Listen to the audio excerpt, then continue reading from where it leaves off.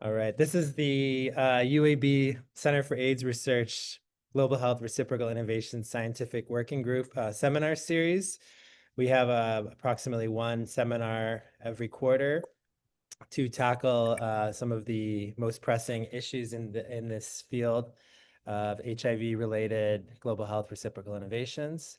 And one of our other activities as part of the working group is to issue pilot grants that can hopefully catalyze new projects promoting these approaches. And so we wanted to announce our winners at today's meeting. And this will also be disseminated on our website. So we had approximately 15 applicants for this year's funding opportunity, and two groups were selected. The first one is led by Belinda Chihota, and it is called Sisters in Motion, essentially a lifestyle intervention program from Zambia. Will be adapted for use in women with HIV in Alabama. And the second was from Dr. Lukele, and it focuses on using a AI-powered serious game that the origin started in Eswatini, where it was used in young people to address HIV risk perception, and now will be adapted for students and other high-risk groups in Alabama, working with some universities in Alabama and community-based organizations. So we're very excited about these two projects, which will be funded over the next 2 years and hopefully lead to some new avenues for HIV-related global health reciprocal innovations. Thank you. And now we will introduce our speakers. So the goal of today's seminar is to highlight some examples of reciprocal innovations, because I think that as we are spreading information about this new kind of newish way of doing global health, it takes a lot of people time to understand the core elements. What does it mean to be reciprocal? Talk about issues of equity in global health and adaptation of interventions across different geographical spaces. So we selected two well-established programs, and we invited some of their leaders or some of their contributors to present on today's call.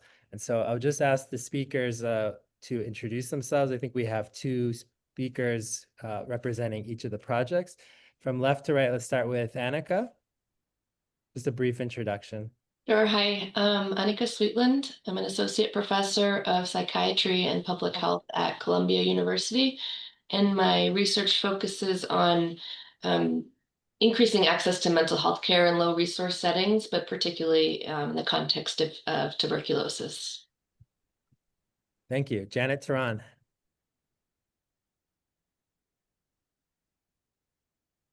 Hi, everybody. My name is Janet Turan, and I am a professor of public health at UAB in the School of Public Health in Health Policy and Organization.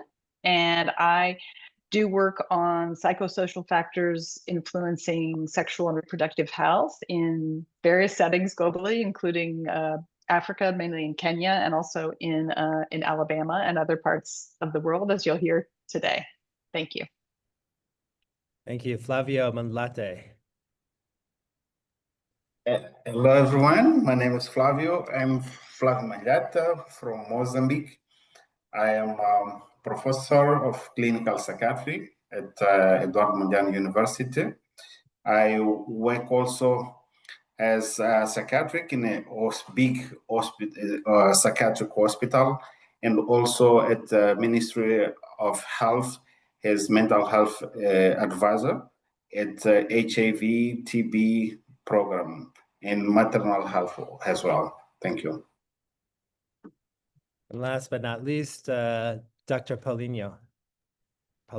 Good morning, everyone. My name is Robert Paulino. I'm the principal investigator for the Institute of Tropical Medicine and Global Health here in Santo Domingo, Dominican Republic. Being professor for microbiology and tropical medicine, also locally here in the DR. has been working on HIV stigma and second-generation preventive techniques against HIV here also in the DR. Okay, thank you so much. So I think we'll turn the floor over to the project involving the U.S. and Mozambique first. Annika and Flavio, you can share your slides. And just for the audience, we selected both of these projects because they demonstrate the translation of interventions into the US from other countries, which is something that's very important in the current era of global health as we try to justify why global health helps everyone and is not just considered, charity or whatnot. So, all right, handing over to you. Thank you. Okay, thank you. So I'm going to talk about an example. You'll see on the map that Brazil is also highlighted. That's because the project involves very much a very strong South-South collaboration as well, but we're going to focus today on just the New York, Mozambique dynamic, which is focused really on task shifting and basically, taking these a lot of evidence-based interventions that were developed in the US and other high-income settings. They were developed to be led by specialists, and a lot of the innovation that has happened in low-income settings is that when they don't have enough specialists, they've had to innovate and find ways for lay people or less trained people to deliver these interventions. And it's that implementation innovation that we're just bringing to New York now. And so that's what we're gonna talk about. We brought the Mozambique model of care to the US. So there are three main innovations that we're going to talk about that were developed in Mozambique. The first is this task shifting, which is more familiar probably to those on the call, this idea of delivering evidence-based interventions by non-specialists. However, there's a very unique history from Mozambique that Flavio will tell us about. And then there's two tools that have been really, really innovative and instrumental and have transformed the work in the US. One is called the MW tool, the mental wellness tool. It's a pragmatic screener developed in Mozambique that it's with 12 questions, screens for all mental disorders. It's extremely useful tool. I'll explain a little bit shortly. And then also some provider-facing apps that guide the non-specialist providers to deliver the intervention with high fidelity. So Flavio is going to talk a little bit first about Mozambique and the history, and then we'll go into some of these innovations. Thank you, Annika. Mozambique is an African country in the east part of Africa, and we have almost 8,000 kilometers squares with 33 million inhabitants, which we speak Portuguese. And unfortunately, we are top 10 poorest country in all the world, and also with very low life expectancy, less than 60 years, and also with almost 50% of illiteracy. But we are still a young country with 50 years. We have the colonial national health program before the independence. We had doctors from Portugal, which was our colonizer. And after 1975, after independence, then all all health professionals that went back to Portugal, but we started to reconstruct our health system. But although we have for now almost 8 beds for 5 doctors in 100,000 inhabitants, and also almost 1,200 primary health care units. Regarding to mental health, we have only 25 psychiatrists. From them, 3 of them are recently retired, unfortunately. We have 200 psychologists, almost 400 psychiatric technicians, which I'm going to explain more about the psychiatric technicians, and 23 occupational therapists. Our mental health program was it started in 1999, and by that time we had only one psychiatrist, Mozambican psychiatrist. In 1996, we had the first group of 34 mid-level psychiatric technician trained. Next slide, please. So these psych technicians, which we call as a kind of a task shifting approach, because they are mid-level professionals, where they last almost one year and a half having the training to diagnose, treat common mental health. In case they also prescribe psychotropic medication, they do prevention and promotion of mental health in the community, but also they work to reduce the psychiatric hospitalization. This group also, in case they cannot manage at their level, usually they transfer and they refer the patient to a psychiatric hospital or to a specialist psychiatrist. Next, please. So at the beginning, we had, when we had the first group, Mozambique has 260 districts. When we started, we were only covering less than 10% of all the country, but by 2015, we covered all country. But the challenge was within the 206 districts, the psychiatric technician, they were only present in the at the village level of the district, like at the headquarters of the district, but not in the rural areas. That's why. Sorry. When we started to have our collaboration with Columbia University, we elaborated a project which called Pride, where we developed the tools that Annika mentions. So these tools, screening tools that the community health worker can do screening to mental health on, and also doing reference. They did a screening of mental health problems. So for in case of when they screen and find that it's a severe mental disorder, they refer to a psychiatric technician or other professional. But if it's depression, like mild and moderate depression, they have a protocol to do a brief intervention. So we introduced this approach within the community health workers. The community health workers, they are used within the health system. They do prevention and treatment of very common disorders like malnutrition, those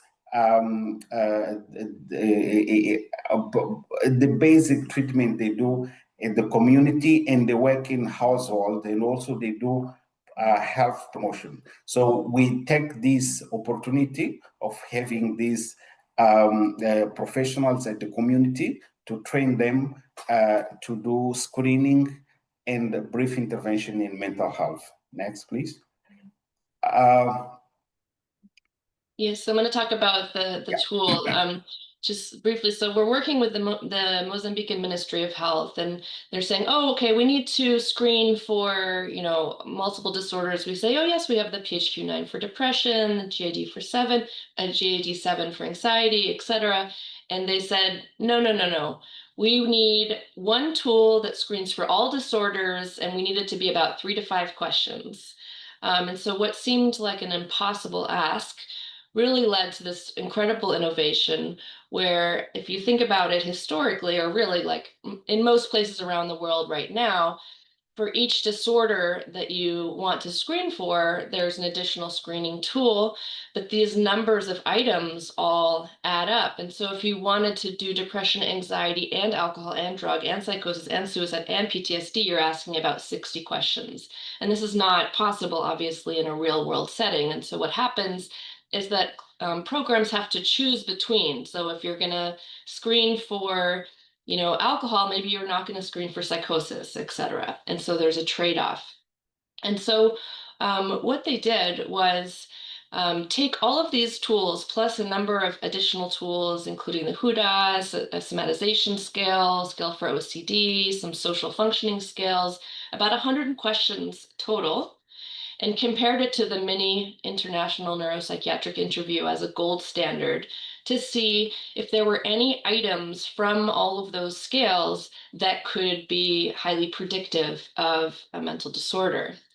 And the result is this tool called Fika Bang, which means in English, be well. And I'm going to describe how that works. So what they found is, see here on the bottom right, you see these are the names of the tools. They found out that question number 2 from the PHQ-9, question number 1 and 5 from the GAD-7 had a 94% chance, 94% sensitivity of identifying any disorder, and that by adding these 9 questions, 4 from a psychosis scale, 2 from an alcohol scale, 3 from the suicide scale, they were able to further classify individuals into these diagnostic categories by need. So common disorders, depression, anxiety, PTSD, severe disorder, any mania, psychosis, substance use, and suicide risk.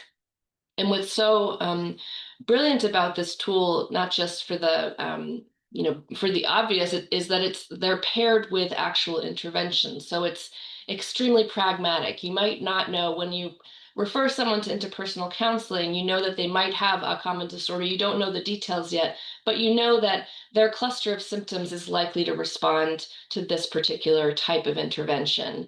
For severe disorder, there's referral right away or medication management, substance use, suicide risk. People can screen positive for more than one of these conditions at the same time. But the idea is that you can ask everyone 3 questions, and then you only ask some people that extra 9, and then you don't do the additional PHQ-9, GAD-7, PTSD scales until you're in the intervention and ready to be treated. And then a second innovation linked to this tool is that they found that asking these same 3 questions about a household relative, so say, is anyone in your household, the way the community health worker model typically goes, does anyone have fever? Is anyone coughing? In the same way, they found, does anyone have symptom 1, 2, 3 from this scale? They found a 73% chance or sensitivity of identifying a person with any mental disorder, thus prompting further investigation of that individual. So the power of this tool is incredible at the community level. The second technological innovation that we developed in Mozambique were these provider-facing apps. And here's some screenshots from the original version of the app. Here's for interpersonal counseling. There's prompts that guide the providers to deliver the intervention with high fidelity. They follow instructions, so it's very difficult to deviate from the evidence-based intervention, and they have sort of prompts to go through and keep them on track. And these tools, we are now building a version 2.0 of all of these interventions in New York. So that brings me to New York State. The COVID pandemic actually really changed everything in terms of global reciprocal innovation, really, because we've been doing this task shifting work for a couple decades in the global space, and there had been no appetite in the US evidence that for this kind of a model of task-shifted community health worker level care until COVID happened. And then New York State, among others, really opened their minds and said, okay, we need to think creatively. There's so much unmet need. What can we do? And we're like, oh, we've been doing this forever. We have these models of care that work really beautifully. And that appetite, once there was an appetite, it really allowed us to explore this model of care in New York, which is what we're currently doing. So we use the MW tools. The MW tool has now been translated and validated in many countries, in Spain, in South Africa. It's currently being validated in several Southeast Asian countries, in Brazil. So this tool is likely to be very, very effective in many, many settings globally. What we've added in the New York context is this financial wellness. So this addressing social determinants of health is like a novel element that we're doing here in the US context. And, again, we're doing the same package of interventions, the same app delivery, everything that we brought directly from Mozambique to New York. We're currently partnering with several agencies in Washington Heights and then the Bronx, another agency that works in West Harlem, another agency that works in East Harlem and Brooklyn. And we've most recently begun partnering with churches, which are now doing, which is kind of the most exciting innovation yet, because we're finally getting into non-mental health settings where people are not seeking care, but they're needing care and they're presenting, and we're screening them there and offer them services in the churches. The main challenges, I'll say, on the US side have been policy related and in terms of reimbursability. Once we got past that barrier of like, can we do this task shifted model in the US? It's how do we do it? How do we sustain it? And the real key to sustainability is reimbursement under Medicaid. And so that's a work in progress, and there's some legislation under consideration. And we hope that shortly being in the next couple of years, as things move slowly, we will be able to have this service delivered by lay people as a reimbursable service, and thus, be able to scale it. So Flavio, if you want to talk about next steps. You're on mute, Nico, Flavio. So for us, actually, we did this intervention, a pilot in one province, but also we scaled up. We are doing scale up, because for now within the health system, for HIV, TB, the health professionals, they are trained to do screening for HIV and TB patients, and to refer them if they're positive for mental health professionals. So actually the challenge is with support of the partner to do the scale up within the health national health system, but also to extend more to a primary healthcare setting, because actually we do this intervention way.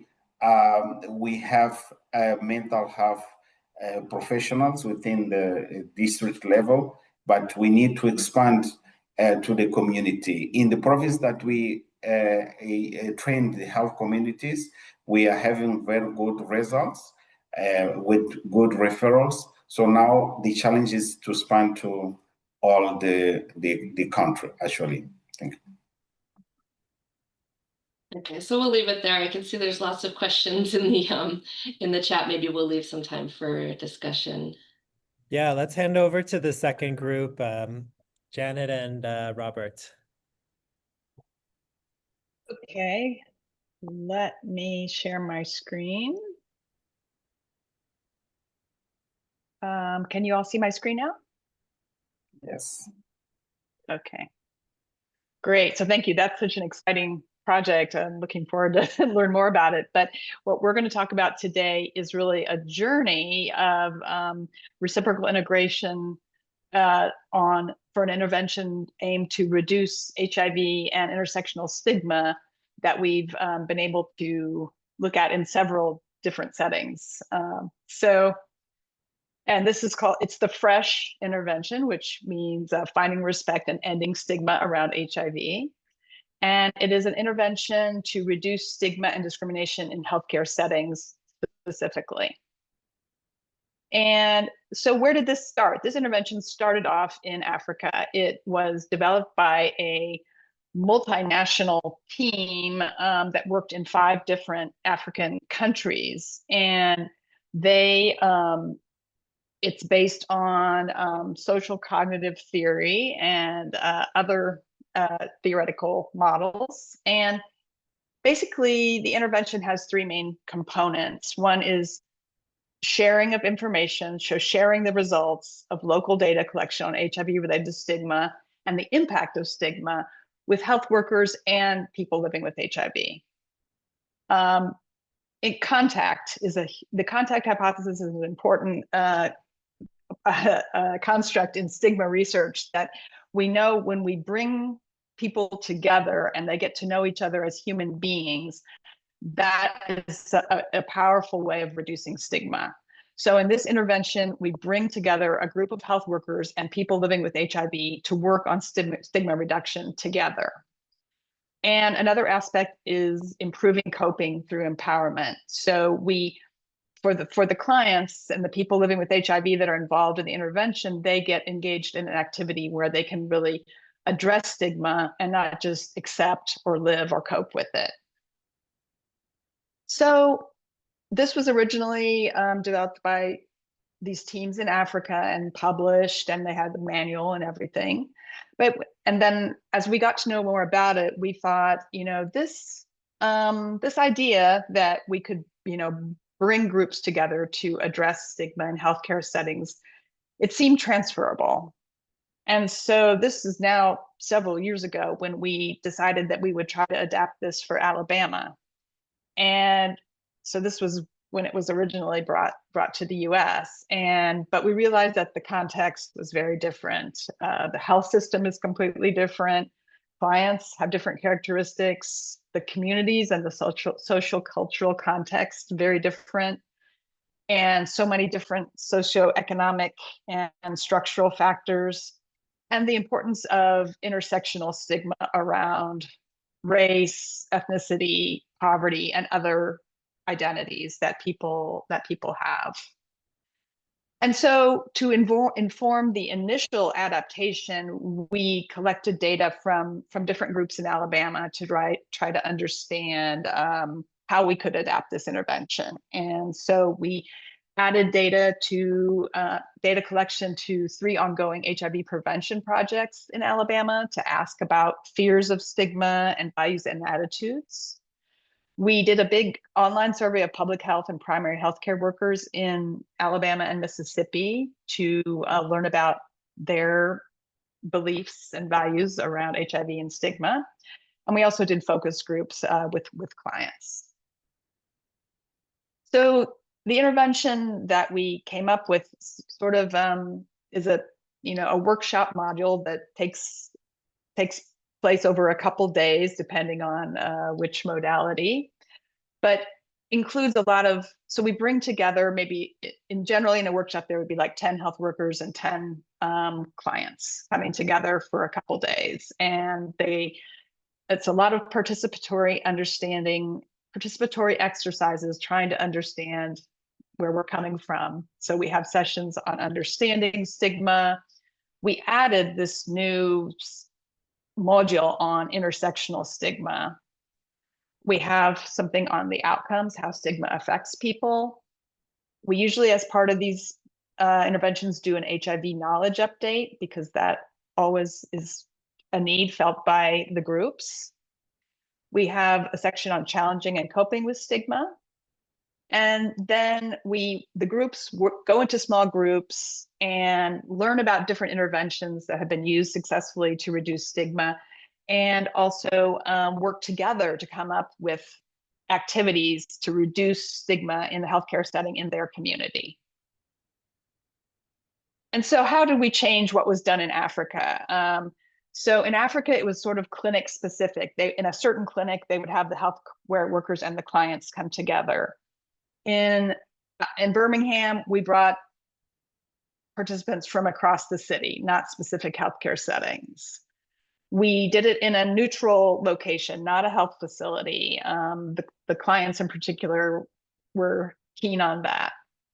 The workshop was made shorter to accommodate the busy schedules. As I mentioned, we added a module on other intersecting stigmas and discrimination, racism, homophobia, and the projects were more targeted on ideas for reaching the larger population of health workers in the Deep South. So that's, this is a long history from the African implementation where we involved people from those teams when we were doing the work in Alabama. And so then we have subsequently been funded to collect data from clients across Alabama and Tennessee with plans to further test and scale up the intervention at more clinics across the US South. And then along with Dr. Polino, we were very happy to be able to get a Fogarty supported R21 to adapt and pilot FRESH for the Dominican Republic, and with the focus on MSM and transgender clients. So I am going to hand it over to Dr. Polino now to talk more about the experience in the Dominican Republic. Thank you, Janet. So then FRESH was arriving the very storm-turbulent Caribbean region, and we translated the acronyms for FRESH into Construir Respeto y Eliminar el Estigma en torno al VIH. It was requiring a Spanish adaptation from the previous manuals, and all the materials were translated and adequated into the language, the local language.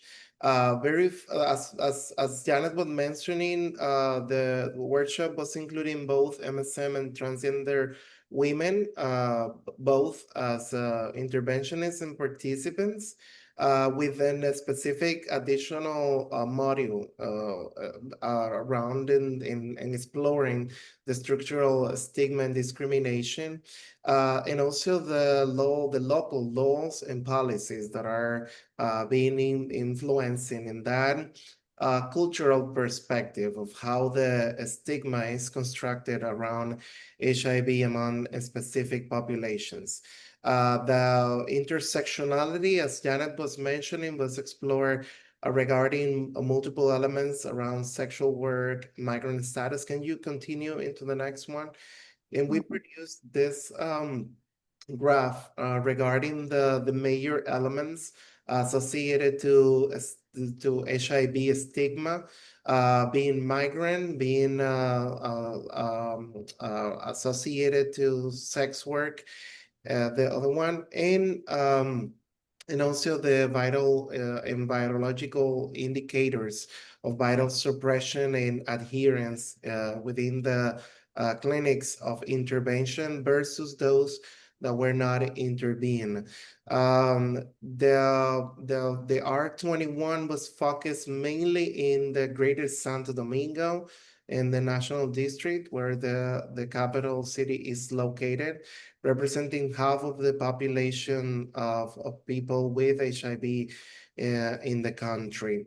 Can you continue into the next? That was one of the examples of the tree and leaves stigma elements that were constructed by the participants of the workshop. That was one of the facilitators. She was being a tremendous aid into the implementation among many others that were in the different workshops. One of the elements that are very relevant on this intervention was that it was occurring just after the lift of COVID-19 restriction in the country. So that was a very particular example on doing this community approach, and also the many of the different facilitators in a very neutral space. We tried to move all of them out of the clinical environment, to facilitate the being more focused into the workshop and also having a more openly discussion of the elements that were discussed throughout the workshop. Can you continue, Janet? So the elements and has been spread in the scientific literature recently. Many of the key findings that we has been found are associated into the internalized stigma in lower ART adherence. Disclosure concerns, a lot are not necessarily significant in our implementation, but the concerns about the internalized stigma from participants versus providers was one of the elements that were influencing in some aspects.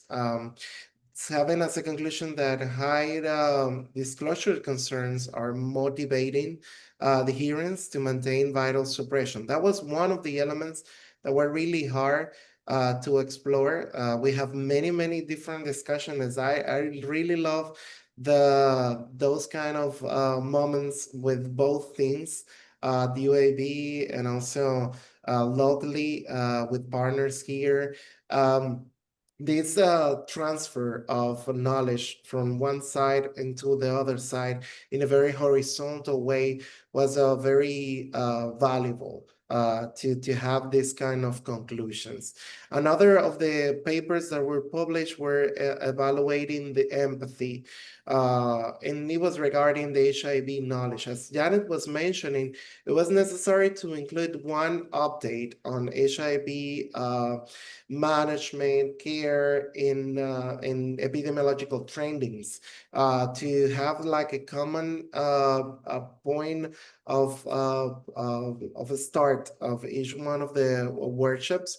It was interesting because it was depending on the background of each one of the participants that were modulated to adequate how deeper we were into the different discussions, but to unify all the elements was following the same instructions. So greater social distance from providers associated to a lower empathy, and also the higher stigma associated into that.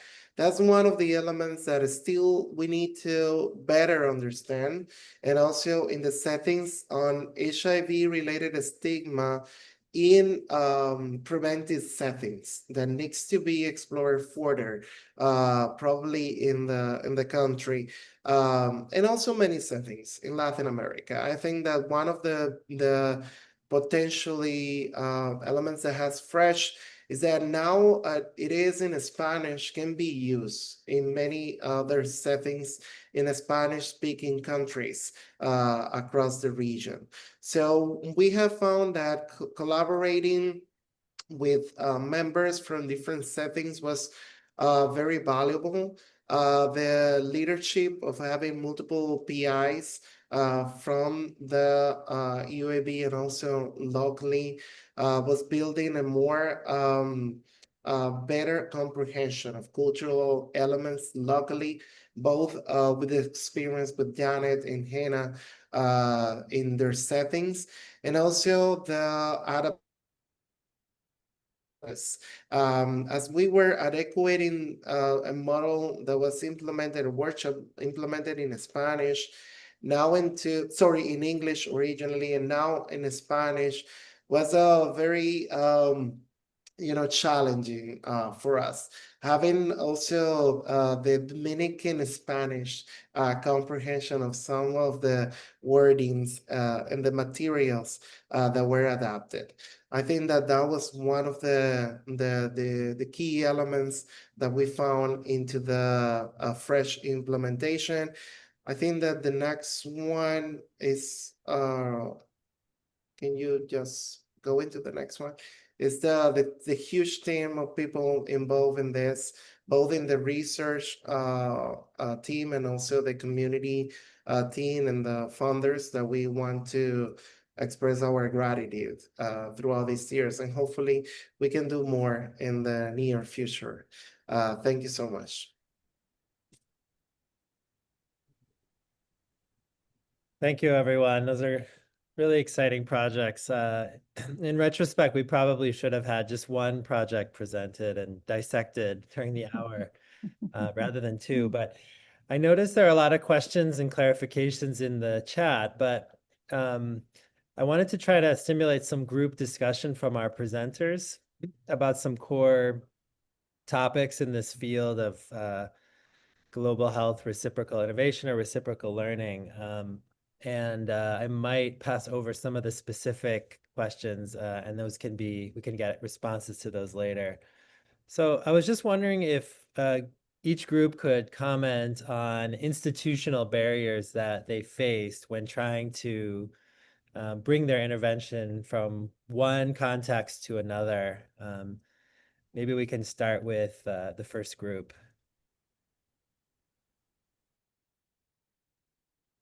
So you're saying institutional barriers like on the US/New York side of bringing the innovations from Mozambique?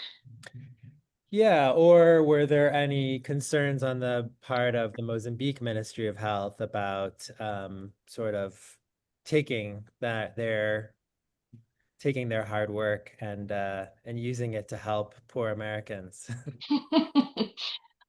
I'll let Flavio speak to that. Yes, I think one thing that we have learned is doing advocacy, and the advocacy have been done before we go to the fields. The advocacy was done at the top of the ministry, and this was one of the priority of the Minister of Health is to expand the health services to the primary health care. So because we have explained that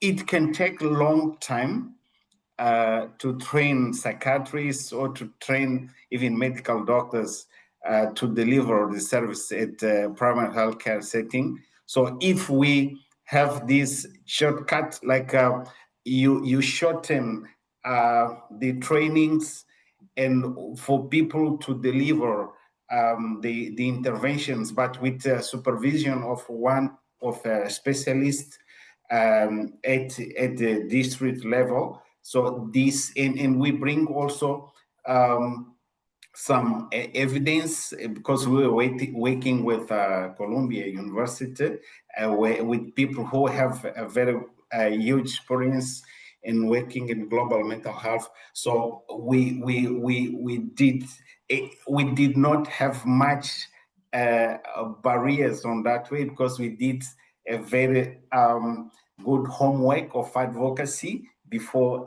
implementing.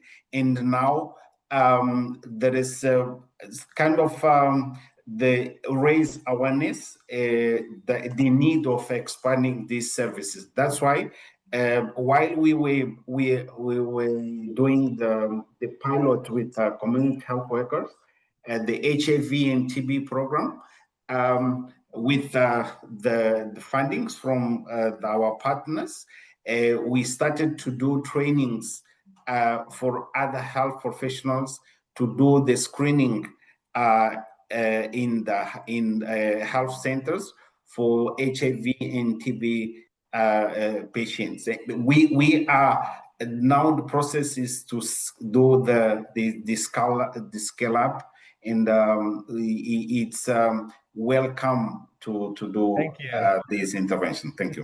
So Dr. Flavio, I don't know if you can speak, think about the Ministry of Health in Mozambique. How does the Ministry of Health Mozambique view supporting, U.S. communities with the tools and the experience? Do they feel that's not detracting from your own scope, or do they appreciate that?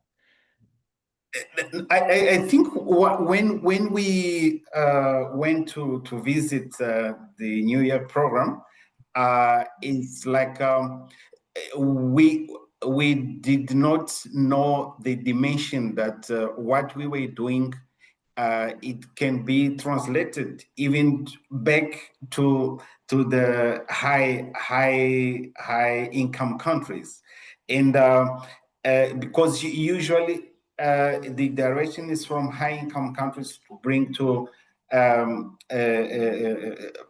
low middle-income countries. One thing that when we started to do, because our partners, they said that no, we because we wanted to expand to have mental health services in primary health care, we need to have tools that is validated from other settings. So one thing that one of our managers, health managers, said that no, we have the community health workers, but they have other tasks to do within the health services. So if we bring like 60 questions for one patient, that is not going to work. So so with this, it's we negotiated, I can say that, to have the shortest possible tool that can screen a large the mental health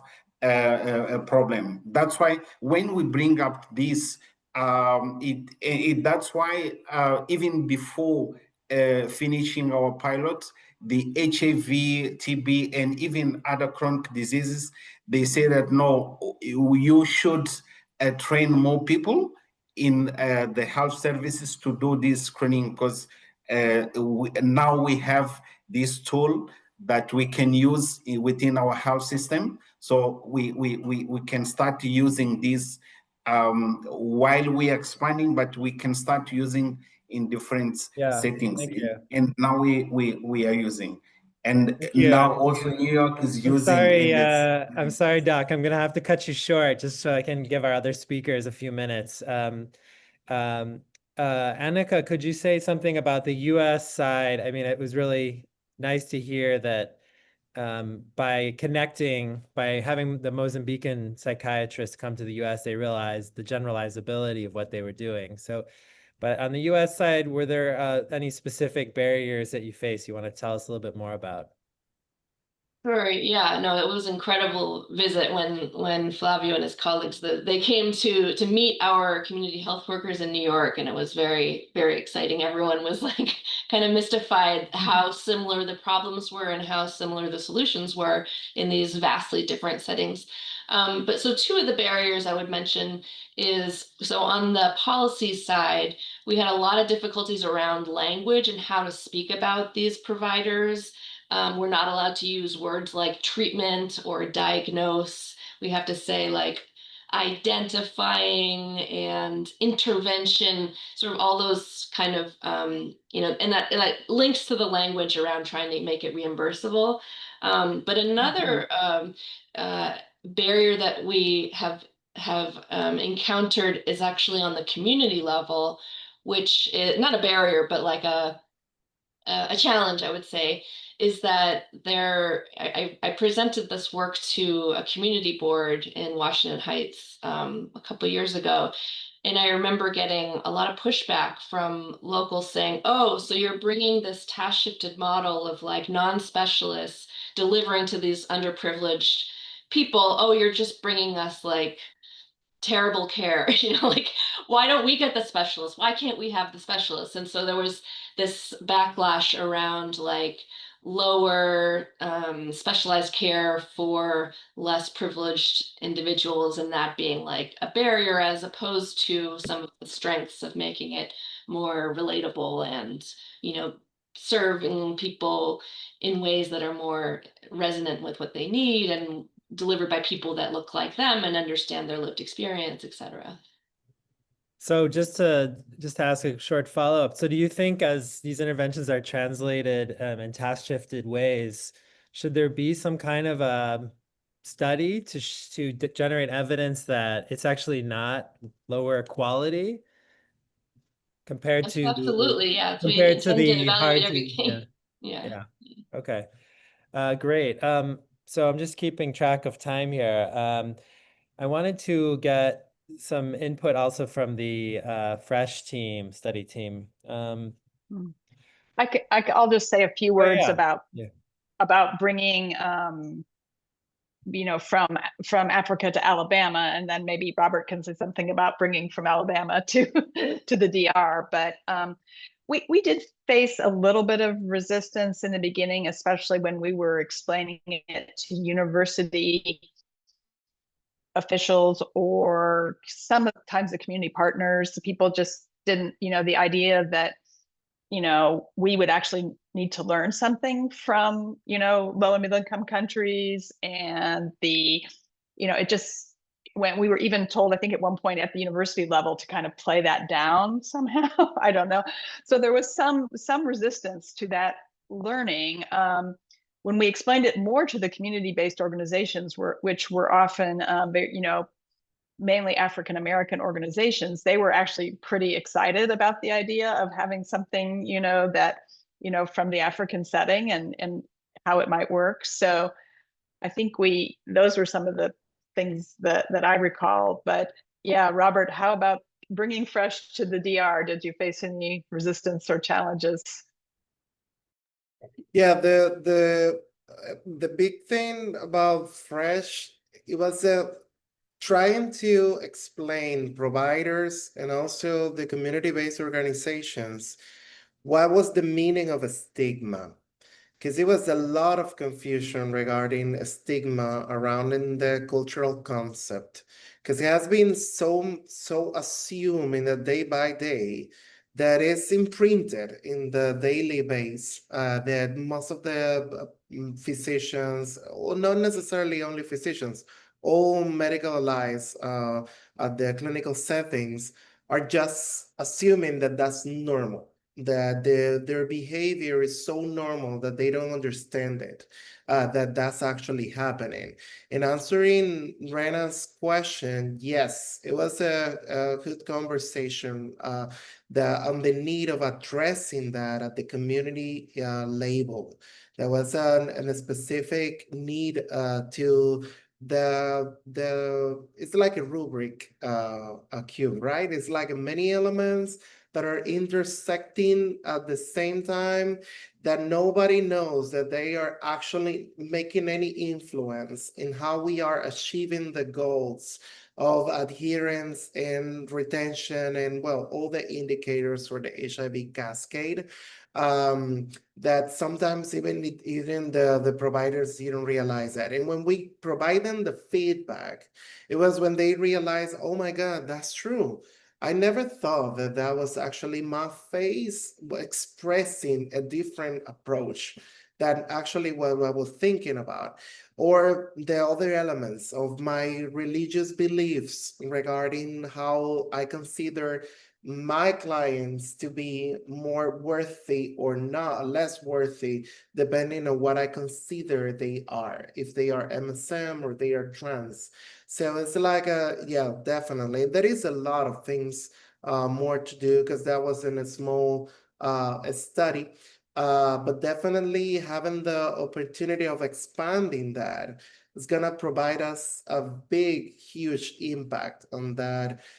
Still the stigma perception from both clients and providers are very deep in the country. Great. So we just have a few more minutes, but I wanted to put one more question to the group. So I think part of the field of reciprocal innovation is kind of learning from some things we didn't do well in the past in global health, and making sure that all parties benefit from these collaborations. And so I just wondered, for the groups who initiated the program, not the new context, but the initial context, what did they gain from? I think it's very clear that, when Robert did the workshops in the DR, I mean, it opened up a new concept, cultural concept and understanding. That's a very amazing impact. So I was kind of wondering, okay, what did the team in Alabama, how did the team in Alabama benefit, or what are they doing different as a result? And similarly, what is Flavio and the Ministry of Health in Mozambique maybe doing as a result of their interactions with New York? So why don't you go first, Janet? Yeah. Okay, yeah, briefly, I'll just say that now we have a Spanish language version of fresh creve, which is amazing, and that can obviously be used in the U.S. as well. I think some of the new content that was added around the importance of laws and policies and structural factors is something that we can, you know, that we are now bringing into the U.S. iterations of Fresh. I think maybe we'll see how this goes in the current climate, but the special focus on transgender population in the DR was also really valuable. So I think, you know, as we do have proposals to test it further in the US South, and I think we're going to definitely be using elements that were further refined and fleshed out in the DR. Great. Flavio, I don't know if you heard my question, just wanted to see if your interactions with the New York community-based organizations led to you thinking differently about things or changing what you're doing in Mozambique. Well,